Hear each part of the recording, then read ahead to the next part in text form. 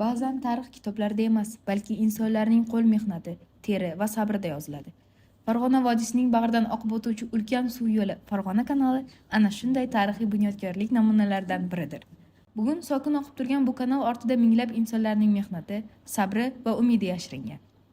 1939-yilda bu ulkan loyiha amalga oshirila boshladi.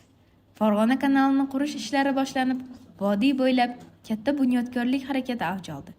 Qurilishda 160 mingdan ortiq inson qatnashdi. Dehqonlar, ishchilar, muhandislar, yoshlar va oddiy xalq vakillari bir maqsad yo'lida birlashdilar. O'sha davrda texnika imkoniyatlari bugungidek rivojlanmagan edi. Ko'plab ishlar oddiy asboblar yordamida qo'l mehnati bilan bajarildi. Jazirama issiq, chang-to'zon va og'ir mehnatga qaramay odamlar tinimsiz ishladilar. Chunki ular bu kanal kelajak avlod uchun qurilayotganini yaxshi bilishardi. Farg'ona kanali qurilishida ayollarning ham o'rni katta bo'ldi. Ular erkaklar bilan birga ishladilar. Tuproq tashidilar, qurilish ishlarida faol qatnashdilar. Ba'zilari esa ishchilarga ovqat tayyorlab, yordam ko'rsatib, bu ulkan bunyodkorlik jarayonining ajralmas qismiga aylandilar. Qurilish davomida odamlarning ruhini ko'tarish uchun turli tomoshalar ham o'tkazilgan. Kechqurunlar askarlar aytilib, hazil-mutoyibalar bilan charchagan mehnatkashlarning kayfiyati ko'tarilgan. Ba'zan san'atkorlar ham kelib, qo'shiq va raqslar bilan odamlarni ruhlantirishgan. Rivoyatlarga ko'ra, mashhur raqqosa Tamaraxonim ham qurilish maydoniga kelib, ishchilarga raqs ijro etgan. Bu esa og'ir mehnat qilayotgan odamlar uchun katta ruhiy dalda bo'lgan. Ulkan mehnat, sabr va birdamlik natijasida Farg'ona kanali juda qisqa vaqt ichida, atiga 45 kun ichida qurib bitkazildi. Bu tarixdagi eng tez amalga oshirilgan yirik qurilishlardan biri hisoblandi.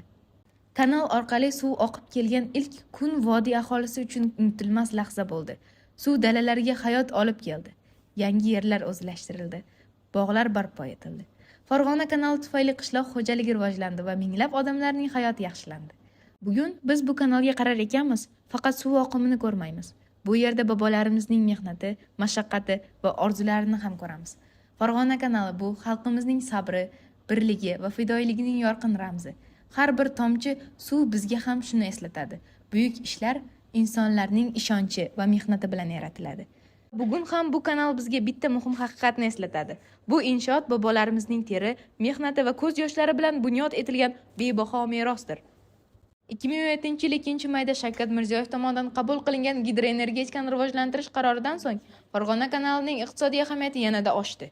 Ushbu qarorga muvofiq kanal qirg'oqlarida kichik gidroelektr stansiyalari qurish rejalashtirilib, yiliga 12 ming kilovat elektr energiyasi ishlab chiqarish hamda 48 ming xonadonni barqaror elektr bilan ta'minlash ko'zda tutilgan va bu natijaga erishildi.